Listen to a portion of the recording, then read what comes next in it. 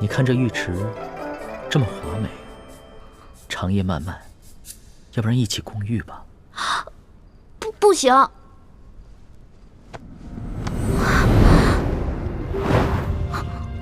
为什么不行？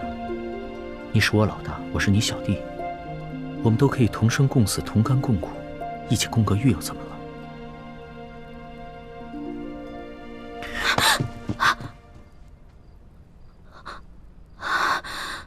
龙小弟，你干什么呀？外面都是人，如果看到的话，看到咱俩就完了。刘府里的人都已经避开了，没有人会发现。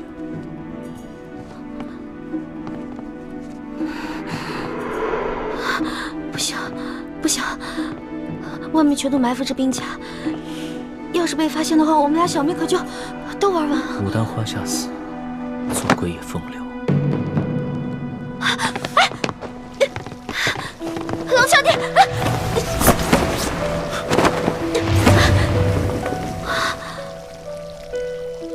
想不到这个钦差大人原来也是个色鬼，还好是一环妹妹身手好，要是换了我，就只能以死来保全清白了，真难为一环妹妹。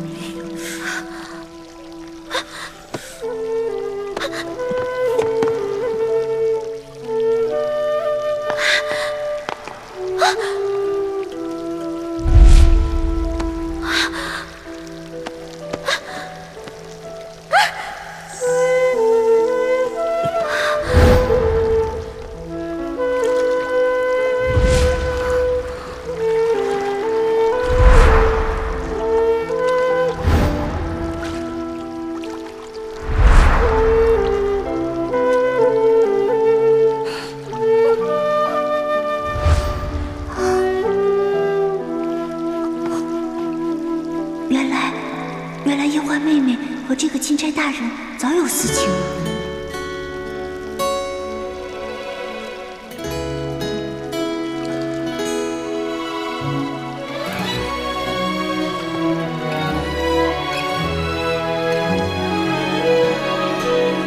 春秋两岸，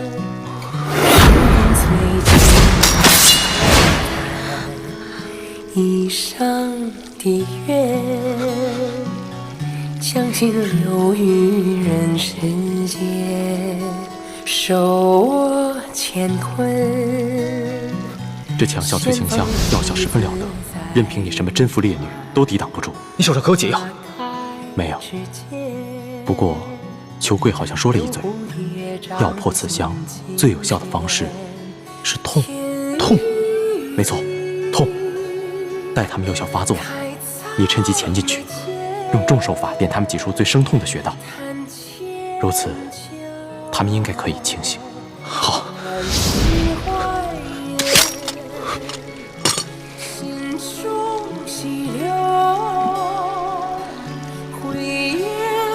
清绝，回首一生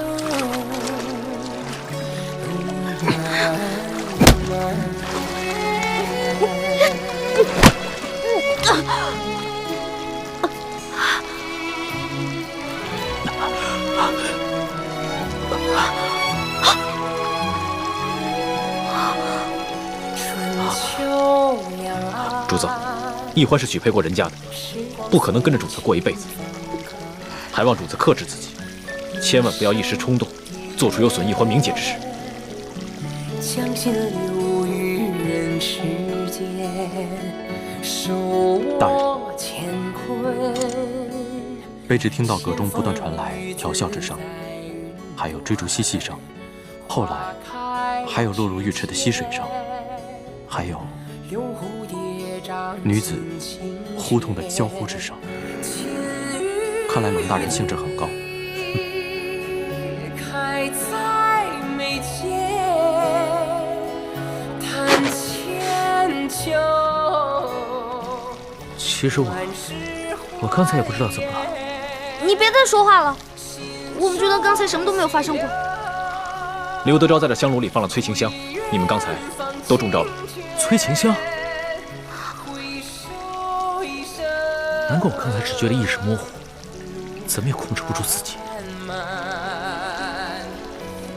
我一时之间寻不到解药，只能用重手法点了你们几处痛穴，刺激你们清醒过来。还请主子恕罪。这次多亏了你及时赶到，不然易欢将来只怕会恨我一辈子。欢妹，你刚才也中了催情香，才会乱了神智，我不怪你。但是你要记住，你可是有夫之妇，千万不要做出玷污我们李家门楣之事，否则我永远不会原谅你的。你更不要害主子落下一个夺人之妻的恶名，有损他的威严。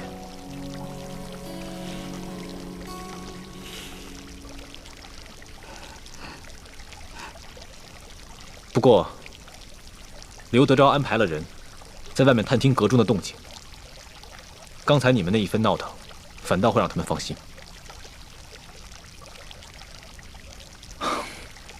你们现在都已经清醒了，我也得赶紧离开了，免得被他们发现，坏了大事。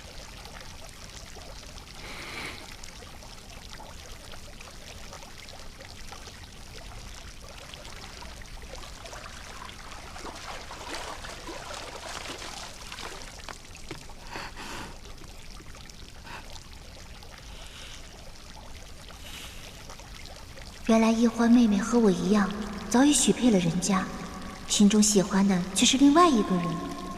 我们倒是同病相怜了。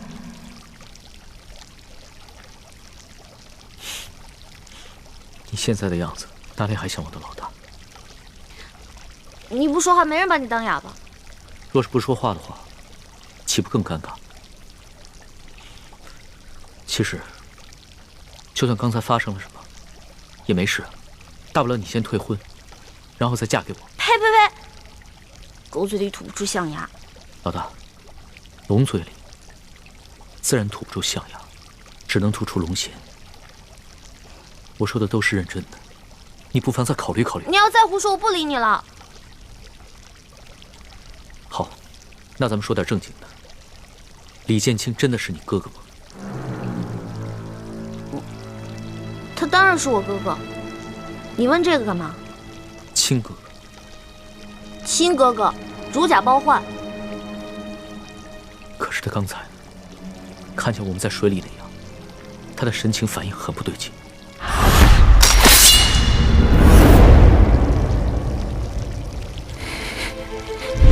当时他很是气急败坏，似乎还曾想对我出手，连剑都拔出来。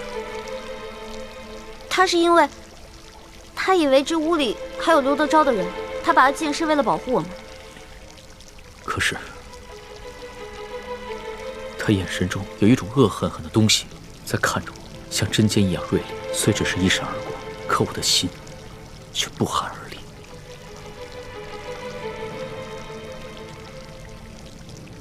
原来龙小弟，你也有这么胆小的时候啊？可能吧。如果不是你说他是你的亲哥哥，我还以为他是你的未婚夫呢。你看你，越说越离谱了。他和我未婚夫从小一起长大，他肯定不愿意看到我在成亲之前出什么意外。你想想那些公主格格们，如果早已许配了人家，有别的男子打他们的主意，那你肯定也会不开心的。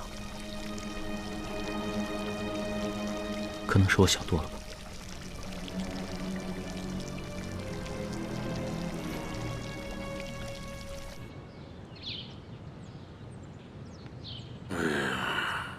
怎么还不出来呀？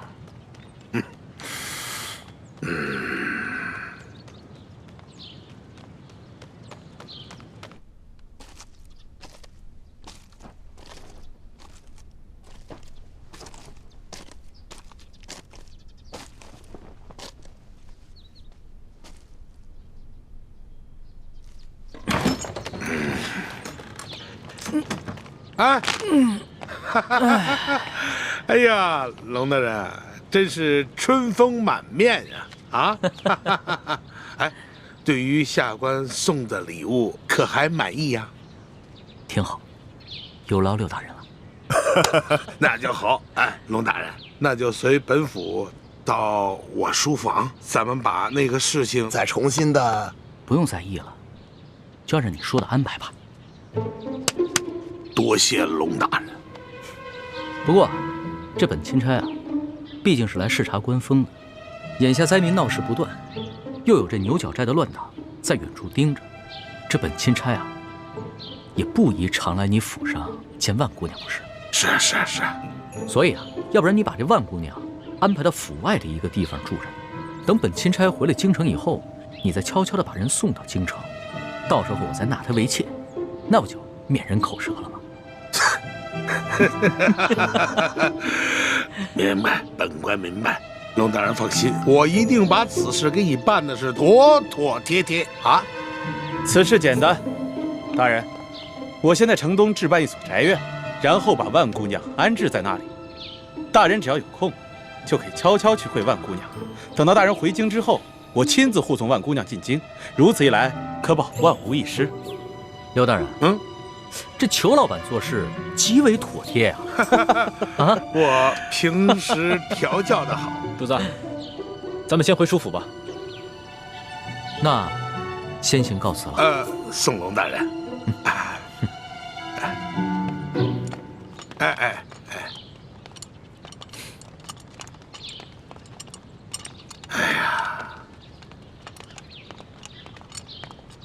贵儿啊，看到了吗？原来此人的弱点是好色呀。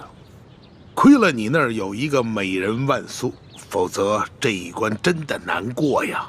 事不宜迟，我先给他置办宅院，再送几个丫鬟给他。这件事儿就算是大功告成了。哎，然后让孟祥和把万苏姑娘赶紧送过去。不瞒你说呀，我是真没想到啊，这万苏姑娘如此厉害，就一晚上就把这个龙三这个假正经让他现了原形了。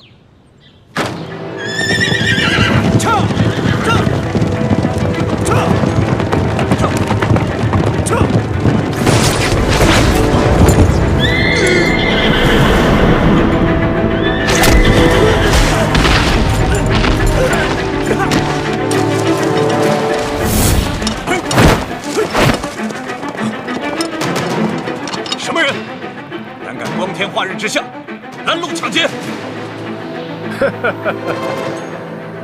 识相的就把钱留下，啊，还有马，马也得留下。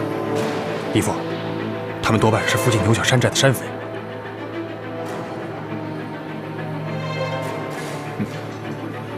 各位好汉，我们这随身携带的钱财物品可以留下来作为买路钱，不过因为我有要事在身，需要马匹赶路，可不可以把马留给我？还请高抬贵手。哼，讨价还价，好啊！你们今天要是不把马留下，老子让你们命都留下！哎，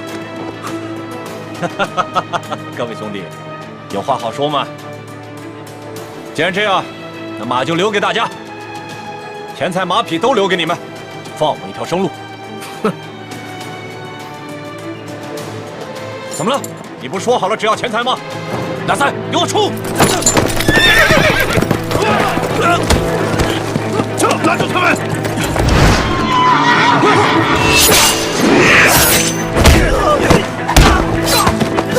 义父，你腿受伤了？没事，快走！这，将军，好两个，怎么办？赶快发出讯号，让前面的人拦住他们。走。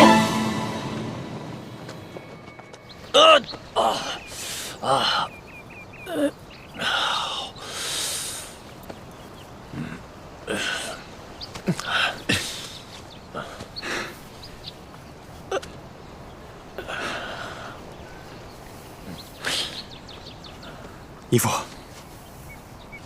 我看这帮黑衣人不像是普通的盗匪，目的也不是为了咱们的钱财和马匹，倒像是一批训练有素的杀手，处心积虑置我们于死地啊！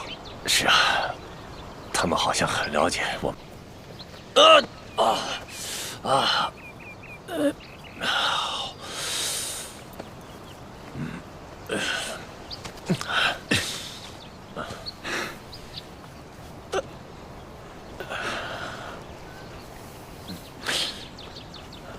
义父，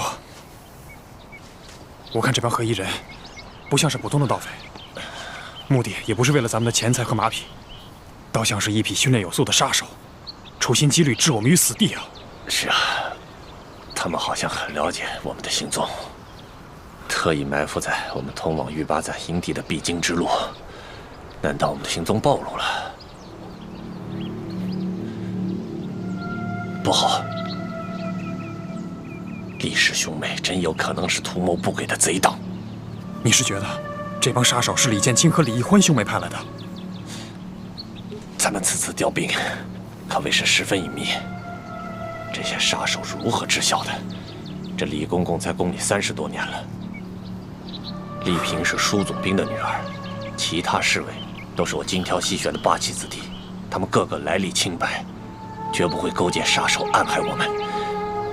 只有李氏兄妹，他们俩最可疑。义父，如果说李建清和李易欢兄妹是乱党，那他们的目的不仅仅是要置我们2个于死地，恐怕皇上有危险。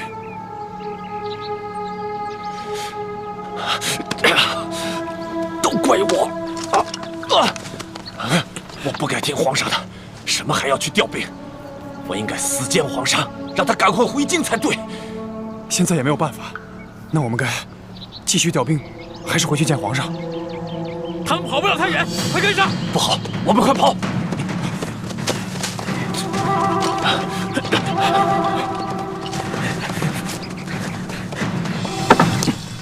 都10多天了，这索额图怎么还没回来啊？不会出什么事儿了吧？呸！乌鸦嘴！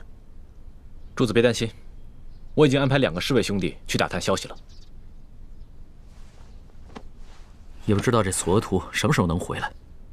易欢，嗯，要不然你们把刘德昭送给我的那些金银财宝，想办法换点粮食来赈济那些灾民吧。龙小弟，我本来就这么想的，但是我不好意思说，没想到你也这么想，果然英雄所见略同啊。欢妹，你又不知轻重了，怎能跟主子并称英雄呢？哎，无妨，在我的心里啊，易欢一直是一个巾帼英雄，有眼光，有度量。主子，这件事情万万不可啊！如果拿刘德昭行贿的金银珠宝去买大批的粮食，就会引起刘德昭和裘贵的注意，他们一定会识破主子跟他们不是一条船上的人，说不定他们会铤而走险，向主子您下手，强龙难压地头蛇呀！李公公说的没错，刘德昭一定安排了诸多眼线盯着我们。眼下索大人情况不明，我们切不可轻举妄动。我们顶多在城的东南西北各设一处粥棚，但不可再大肆赈济灾民，万一有什么闪失，我等担待不起。你们说的对啊，是我考虑不周。一时的赈济只能缓解眼前的灾情，而不能一劳永逸。只有我顺利地回到了京城，才能肃清吏治，以后让全天下的老百姓免遭刘德昭这样的贪官荼毒。主子，您能这么想就对了。天大的事情，也没有主子您的安危重要啊。易欢，咱们现在有银子了，你什么时候啊，把你跟丽嫔当的那些首饰给赎回来吧，要不然回了宫里啊，又要向我多讨点利息了。刘小弟，我发现你现在越来越会精打细算了啊！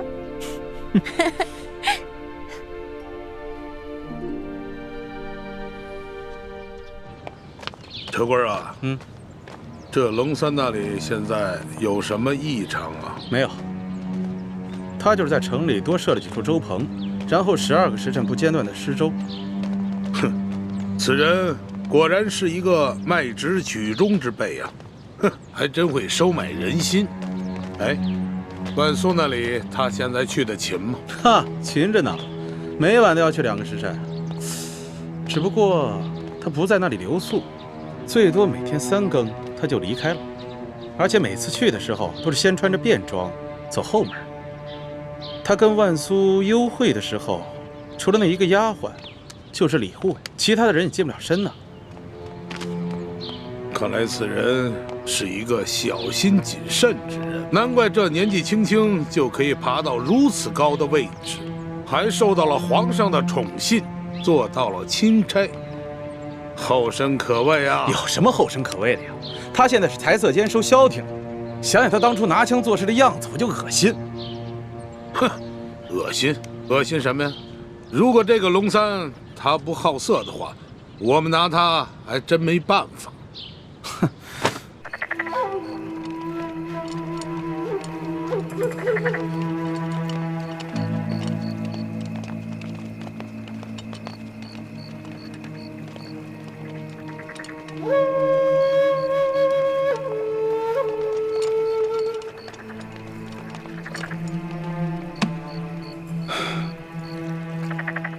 孟护卫，这个龙大人每次都是午夜来，3更离开吗？是的，舅老爷。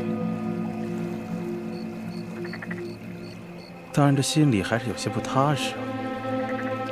他一天不离开太原，咱们就一天不能放松警惕。你还是要盯紧了。卑职明白，舅老爷放心，我一定盯紧他。辛苦你了。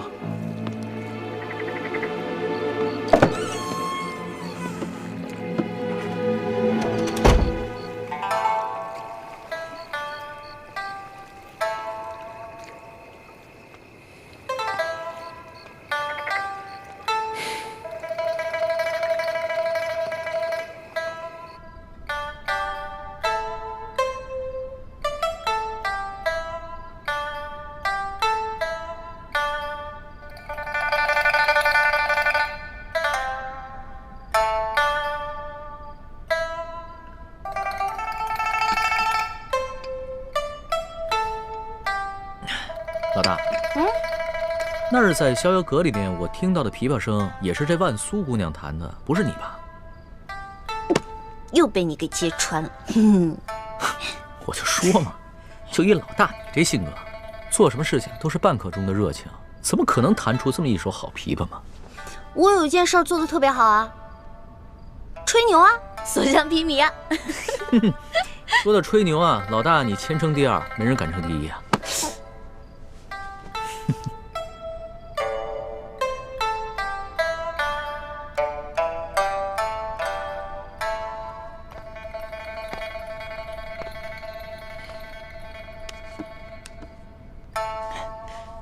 老大，我虽然吧没见过这个万苏姑娘的脸，但是吧，我就看她这个朦胧的身姿和她弹的这一手好琵琶，一想啊，她就是一个色艺双绝的女子。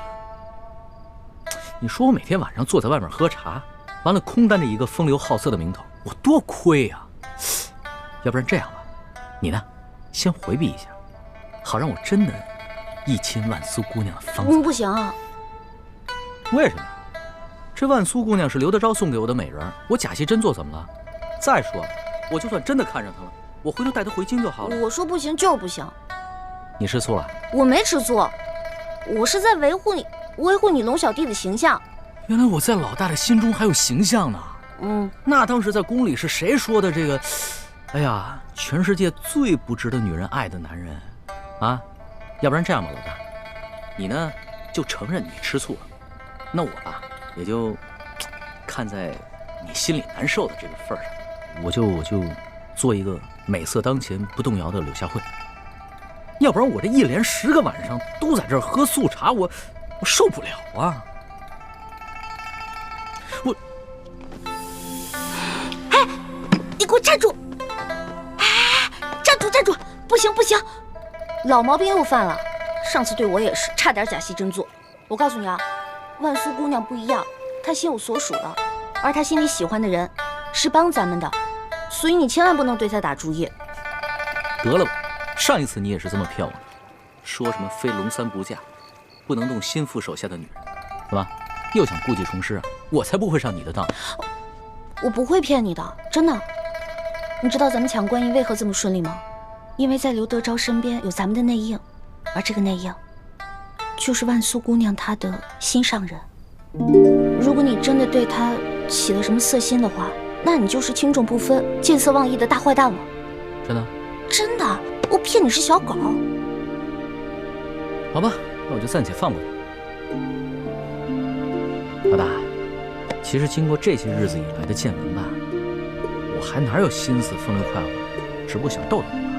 不过呢，我倒不像是某些人，表面上一本正经的说一些冠冕堂皇的理由，其实就是吃醋。这个康熙真是色心不死，想找机会撩拨欢梅。欢梅，你可一定要守住，万万不能对咱们的死敌动心。懒得理你我。哎，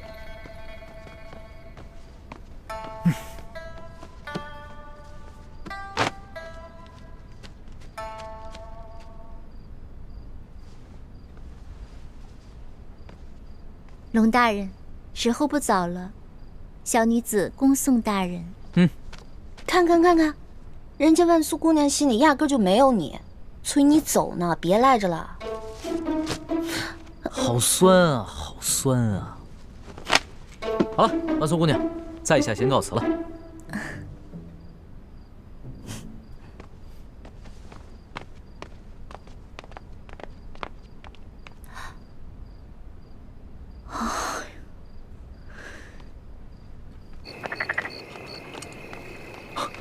孟兄，李兄，裘贵一直在对面的房间监视你们，刚刚才走的，现在可以放心回舒服了。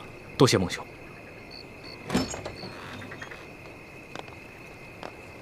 钦差大人，这个就是孟祥和，我刚刚跟你说的万姑娘的心上人，也是一直帮咱们的好汉。怎么样，比你长得英武吧？你越是拿话呛我，就越说明你吃醋。多谢孟护卫相助，大人客气了。这些年，卑职在刘大人身边，大小官员见过无数，真正一心为民的，只有你。卑职很是敬仰大人，能为大人尽绵薄之力，是卑职的荣幸。那孟护卫多保重，后会有期。后会有期。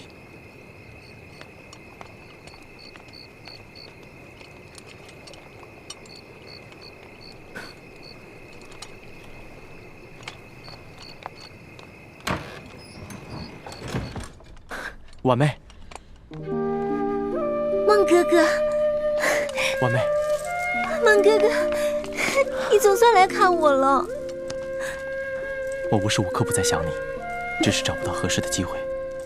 这下好了，我与刘大人的10年之约明日期满，我们可以远走高飞了。真的，太好了。婉妹，你且收拾好东西，明日我来接你。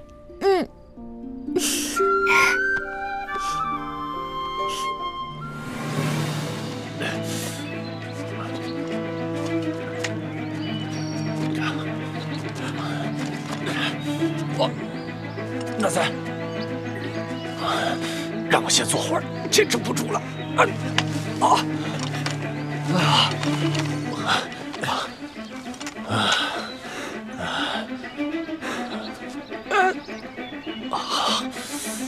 那三，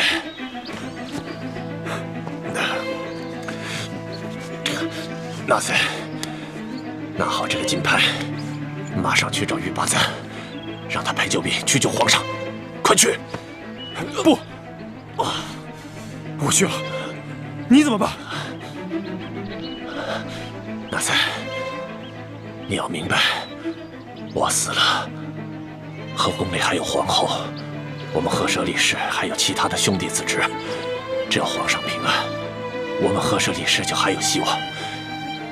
可如果皇上出了危险，就不光我们赫舍李氏完了。是我们整个大清都危险了！快走！不，走，快走！我不管，什么完蛋都可以，我不能没有衣服。走，我们走。这傻孩子，走啊，走啊！傻小子，走。跑吧，我们走，走，这儿，走。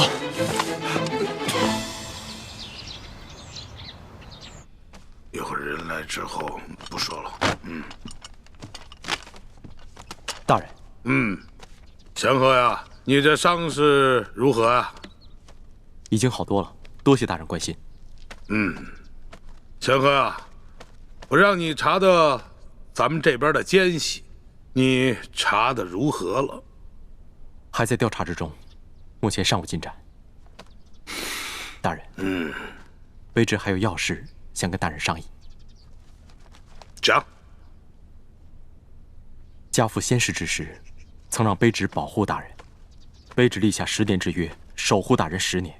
今日刚好是约满之日，在下想辞去一切职务，隐归山林。祥和呀，你已经想好了，决定了，不愿意再继续追随我了？卑职生性散淡，不宜久居官场，望大人能成全。也好。你既然已经决定了，我也就不强求了，人各有志嘛。不过啊，既然这样，你呢，再帮本官完成最后一项任务，然后你再走，你看怎么样？卑职定当尽力。大人有何吩咐？你今夜一定要潜入书府，帮我把丽嫔给解决了。大人，你是让卑职暗杀丽嫔娘娘？不错，现在我们暂时把这个钦差龙三给稳住了。可这丽嫔娘娘身怀着龙胎，如若回宫之后产下皇子，到那个时候可就是后患无穷了。所以我们必须尽快给她铲除了。大人如何得知丽嫔娘娘怀有龙胎？孟护卫，这事儿啊，不瞒你了。其实我早就已经收买了书府的管家，他告诉我，丽嫔娘娘的奶娘近几日很是欢喜啊，每天都给丽嫔娘娘煲各种汤水。结果，就在前些天晚上，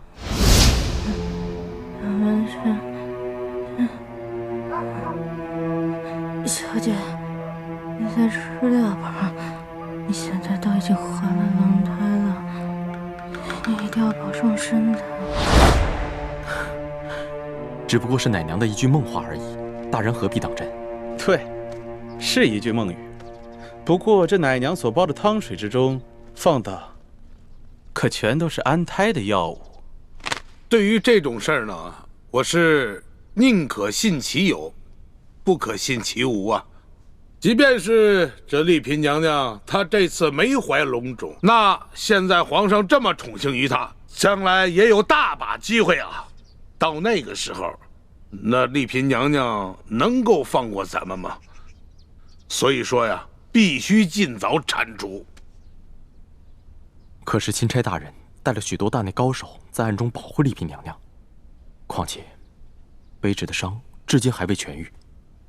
祥和呀，这样啊，今夜呢，我先约这个钦差大人去喝花酒，先调走他一半的护卫，然后我再派一帮人马潜入到书府当中，引开剩余的一批护卫，这样你就可以放心大胆的下手了。大人，书剑之死已有诸多蛛丝马迹指向大人，这个时候如再杀了丽嫔娘娘，那钦差大人会更加怀疑您。他虽然是收了大人的贿赂，但难保他回京不会出卖您。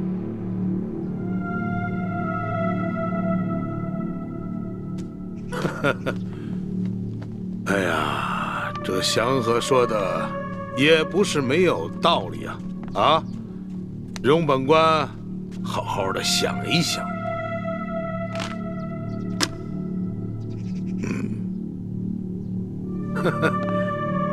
祥和呀，你这腰间这把刀，可是你爹留给你的。回大人，这把刀乃是卑职的传家之宝。我记得这刀柄之上有你爹亲手刻的一行字，可否让本官一看呢？是，大人。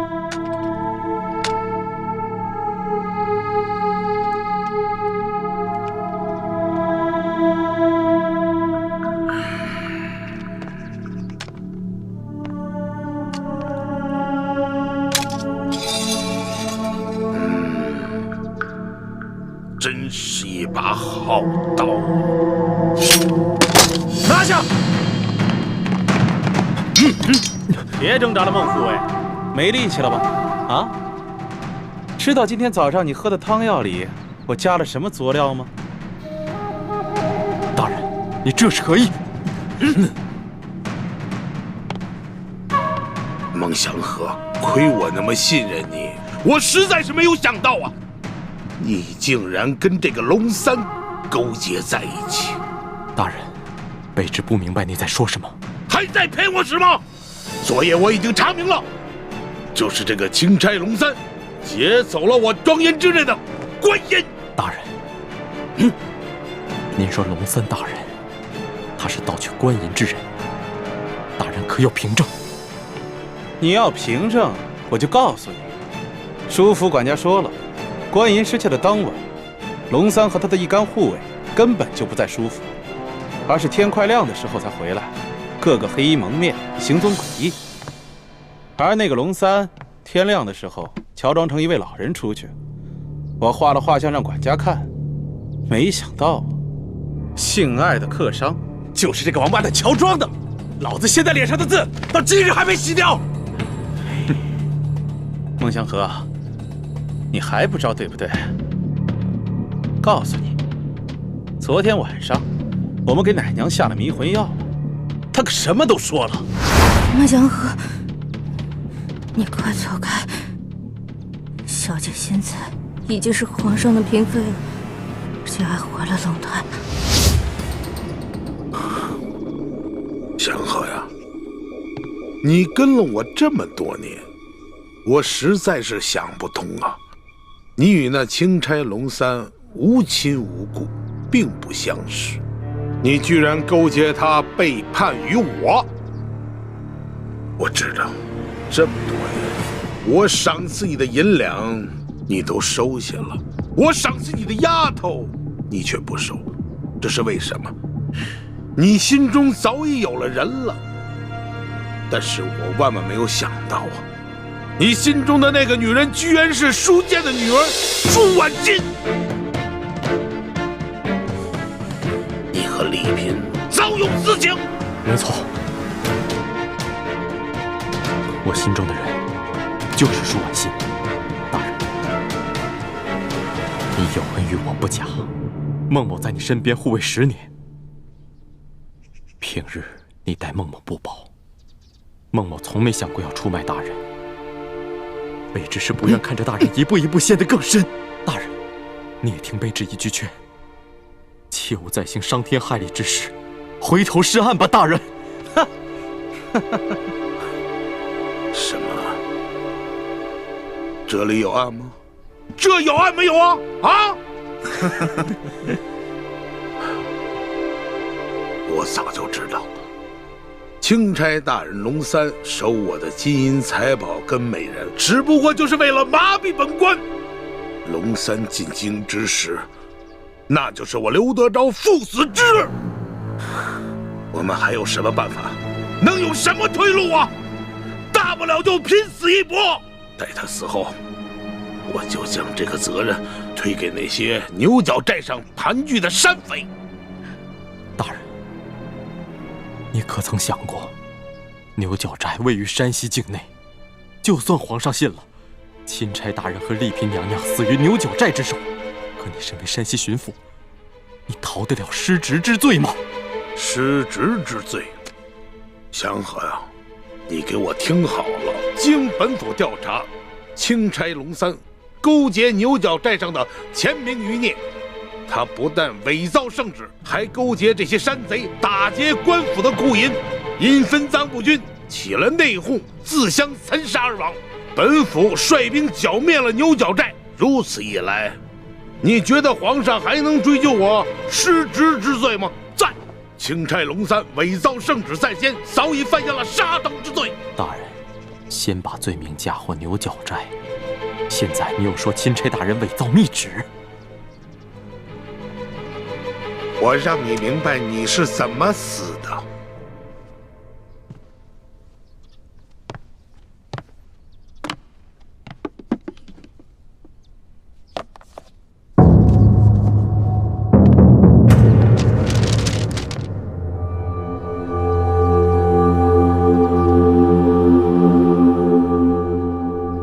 看清楚了吗？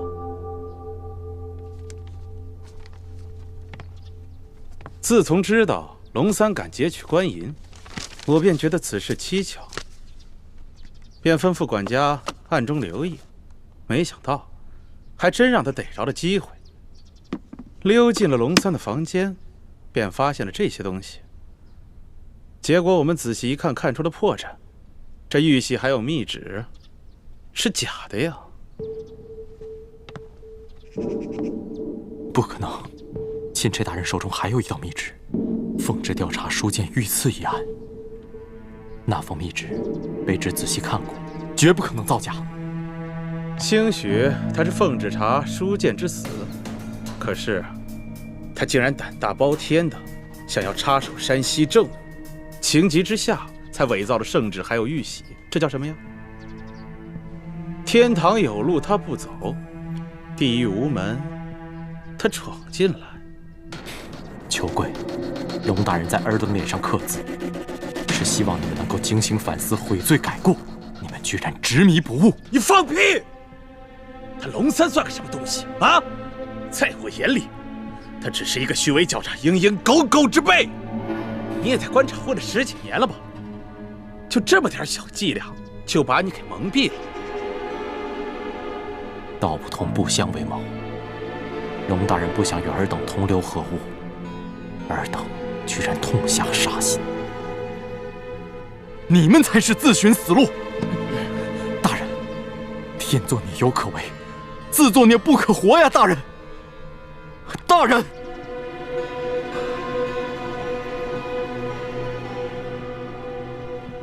也罢，我曾答应我父，守卫你10年。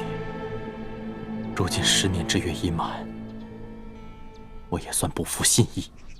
刘德昭，我既已落你手里，这条命就任你处置。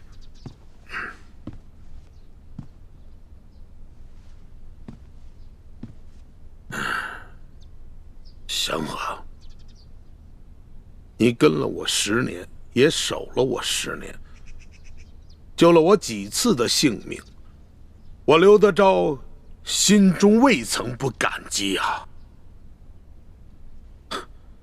可你居然为了一个女人呐！你把我刘德昭逼到了绝境，把我刘氏的全族逼上了死路啊！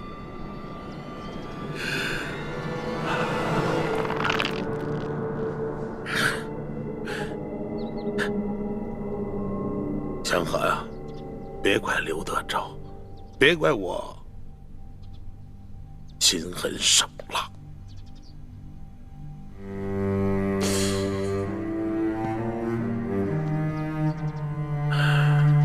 带下去。走。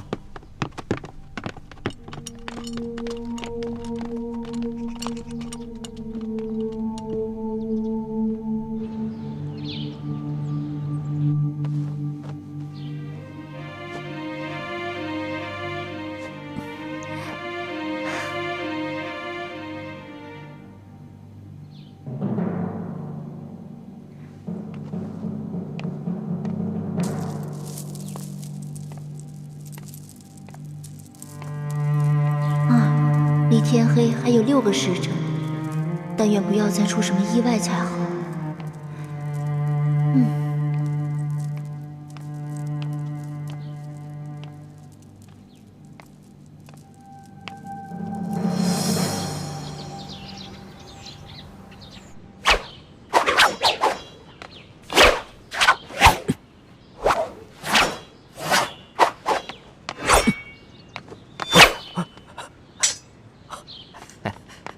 主子，所头怎么样了？苏大人出事了。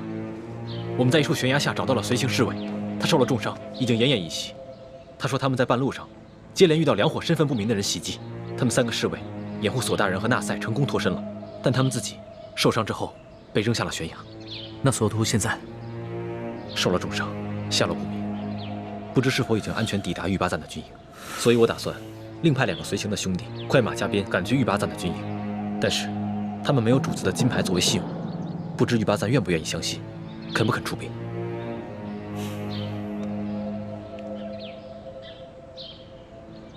主子，不如这样吧，奴才亲自去一趟。玉八赞认识奴才，如果奴才亲自去说明情况，他应该会相信。那就辛苦你再跑一趟。主子，您这么说，真是折煞奴才了。奴才也不用带什么东西，这就轻装出发。我派2个侍卫跟公公一同前去。好。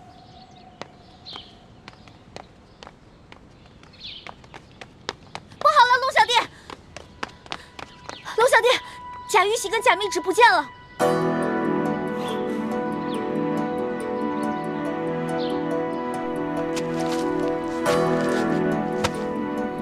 我昨天检查还在呢，这怎么现在贾玉玺跟贾密旨都不见了呢？看来这书府当中一定有人被收买了。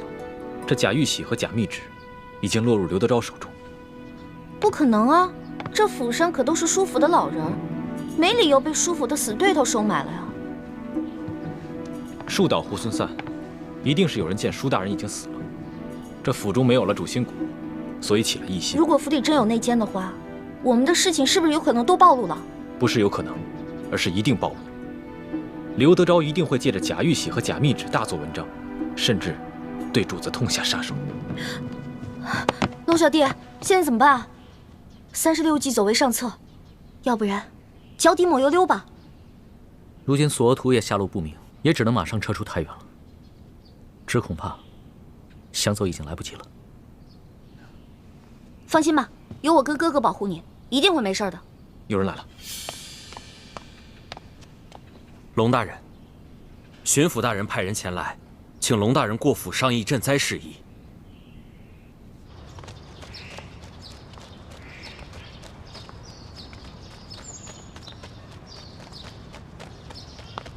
官儿啊，你能不能不在我眼前晃来晃去的啊？晃得我这头都晕了。你头晕，我心还烦呢。啊，姐夫，你看看我脸上这字儿啊，到今天都没掉下去。你说这姓卢的他多可恨呢！还有，这小子铁疙瘩一个，官场上这些规矩他懂吗？你还浪费这一桌子酒菜。要我说，人来之后直接拿下，严刑逼供之后再把他灭口得了。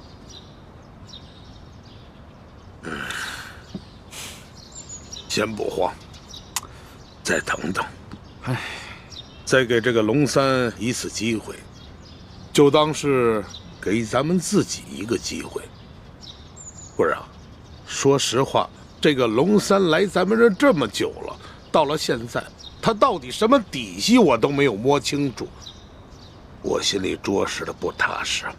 还有，如果这龙三知道了，咱们拿出了他擅杀朝廷命官、私刻玉玺、假传圣旨的罪证，就此向咱们屈服了呢？就算龙三屈服了，丽嫔怎么办呢？他跟咱们那是杀父之仇啊！那丽嫔必须死。再说了，如果这个龙三真的肯向咱们屈服，很多事情他自然会替咱们遮掩的。否则就送他们一块儿见阎王。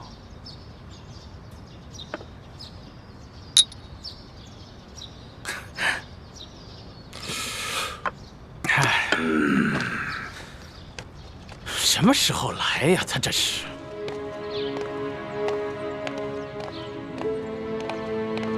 龙大人，请。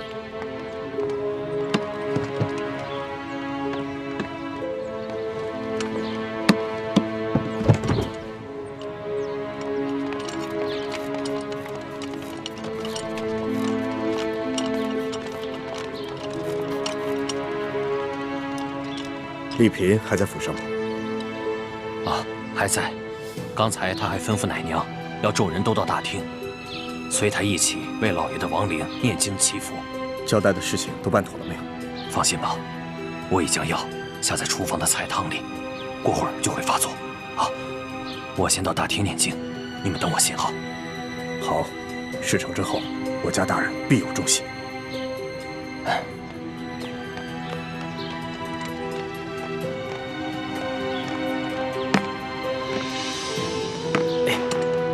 慢点。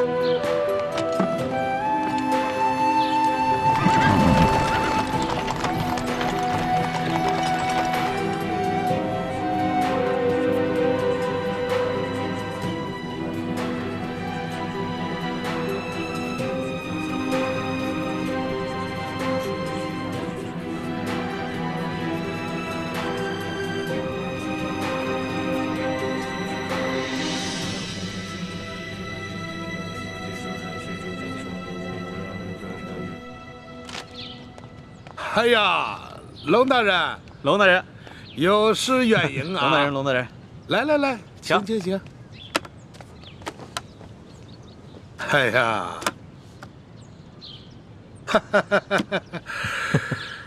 哎呀，此次请龙大人过府，没有别的意思，就是有2件东西，想请龙大人亲自过目。啊。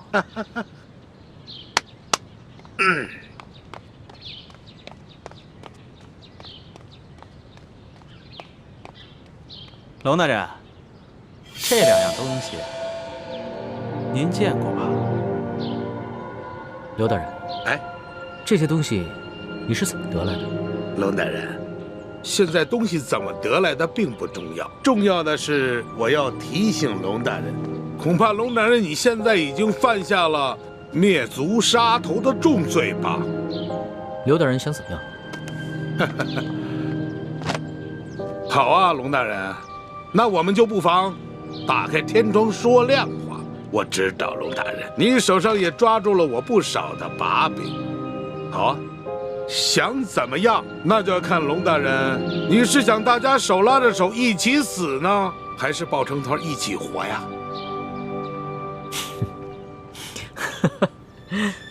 廖大人，好死不如赖活着。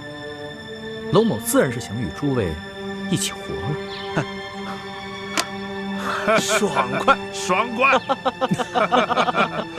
我就说嘛，龙大人是一个聪明之人。是啊，有道是识时务者为俊杰呀。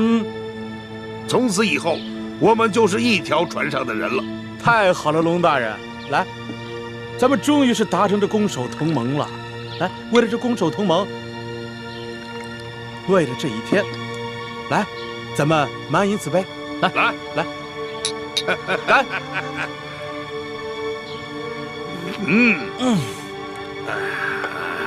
美酒啊！龙大人，既然咱们都是一家人了，那有件事儿，我得求您帮个忙。何事？您瞧我脸上这个字儿啊，您高抬贵手，把您的墨宝给我去了吧。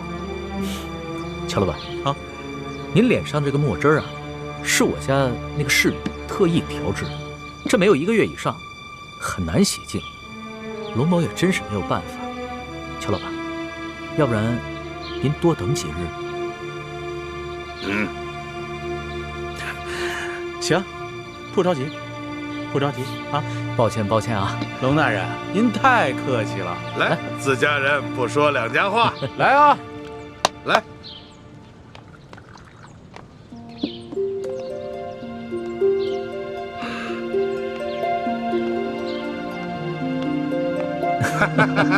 来，龙大人。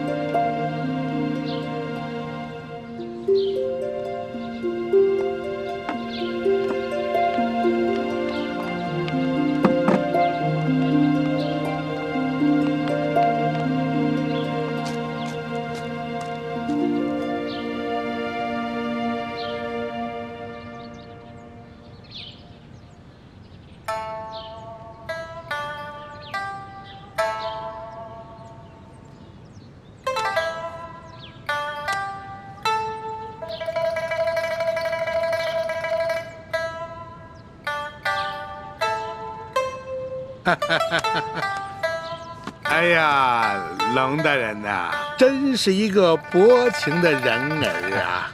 面对着这万姑娘色艺双绝，居然是毫不动心呐！刘大人，哎，龙某也不是个不怜香惜玉之人，是，只是那个时候与刘大人尚未交心，背地里啊，就害怕刘大人参我一本，所以只好辜负了美人了。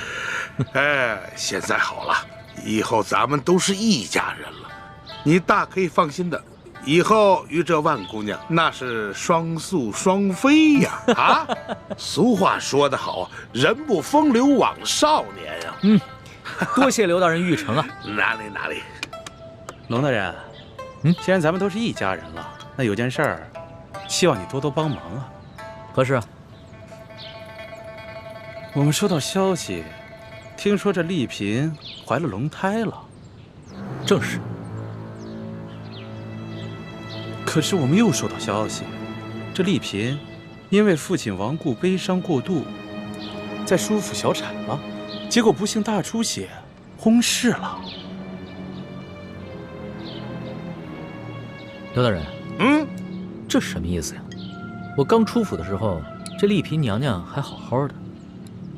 龙大人，俗话说得好，天有不测风云，人有旦夕祸福啊。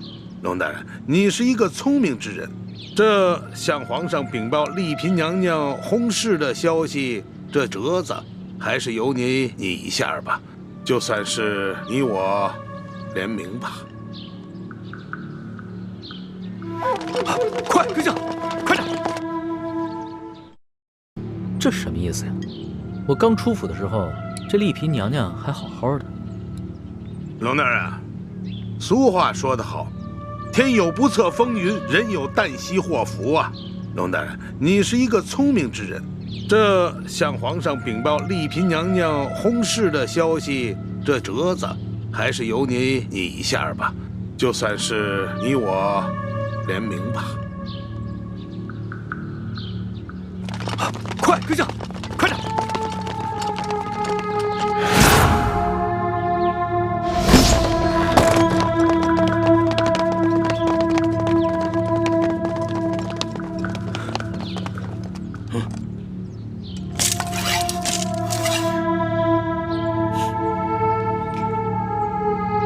真是红颜薄命啊！皇上要是听到这个消息，肯定是圣心蒙忧啊！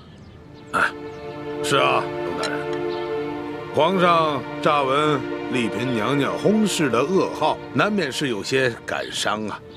不过龙大人你是知道的，好在后宫佳丽3000呀，过些时日，这事情放一放，我看也就过去了。啊，来，其实这样也好啊。舒总兵跟着丽嫔，黄泉路上总算是有作伴的了。啊，他们这一走，我们总算是安心了啊！来，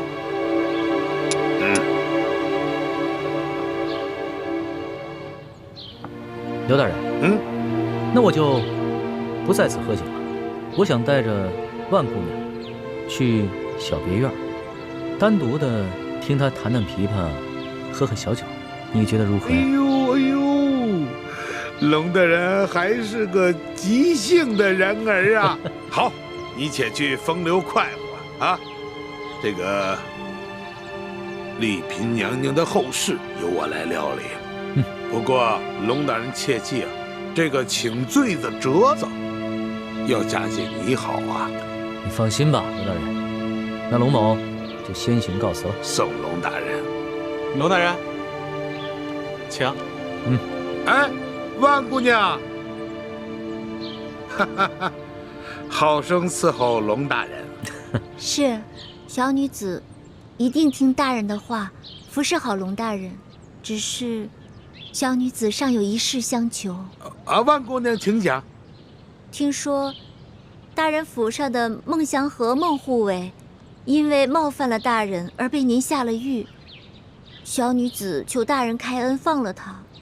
万姑娘，你为孟祥和求情，你认识他？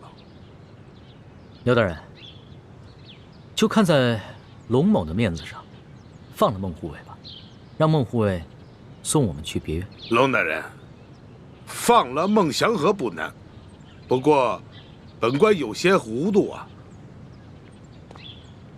万姑娘，你是怎么认识孟祥和的？你又是怎么知道孟祥和犯了事，下了大狱呢？因为小女在裘老板府上和大人府上住的时候，孟护卫对我多有照顾，所以我对他心怀感激。老爷，老爷，不好了，老爷！慌什么？慢慢说。舒府出事了。出什么事儿了？丽嫔死了？不是，是丽嫔娘娘她不见了。什么？怎么会不见了呢？当时当时我们正在诵经祈福。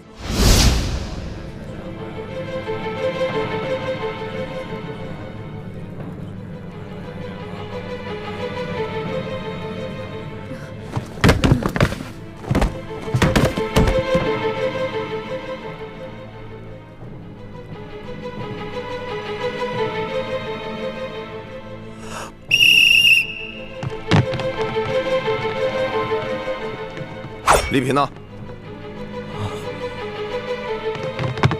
拿药来！小姐莫怪，我也不想害你，可我没办法呀。我一家老小的性命都搁在巡抚大人那儿了。你要怪，就怪老爷生前为什么老跟巡抚大人作对吧？黄管家，啊，郭妈妈，怎么是你？黄管家，小姐是你跟我从小看着长大的，老爷现在尸骨未寒，你居然对小姐下毒手！她不是你家小姐。她是我家小姐奶娘。小姐呢？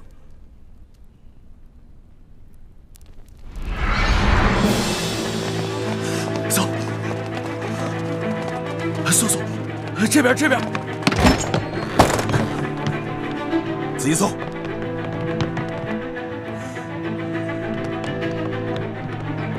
走。怎么样？没有，没有，没有啊！我念经的时候明明看见小姐走到屏风后的呀，这屏风直通后院，这后院大门又上着锁，她只能在这儿啊。这就奇了怪了。搜，继续搜。真是个废物！你们这么多人还看不出一个女人？大人，大人饶命啊！大人，小人已经尽力了。这舒婉心是小的看着长大的，她可是手无缚鸡之力呀，又没有攀爬的工具，我就不明白。他是怎么爬上那么高的院墙逃走的？难不成他长了翅膀不成？不用说了，你们这还看不出来吗？这是早有准备啊！龙大人，这丽嫔娘娘现在何处？你应该是最清楚吧？我说我不知道，刘大人相信吗？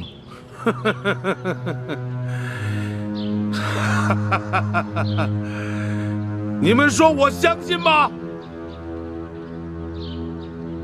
来人，快，快！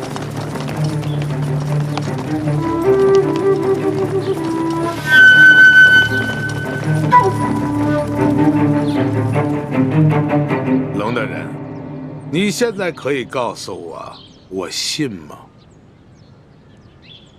不过此时此刻，本官还是很佩服你的。此情此景，居然如此镇定，是个见过大阵仗的人。不过本官还是不明白，你为何要跟本官作对到底？哼！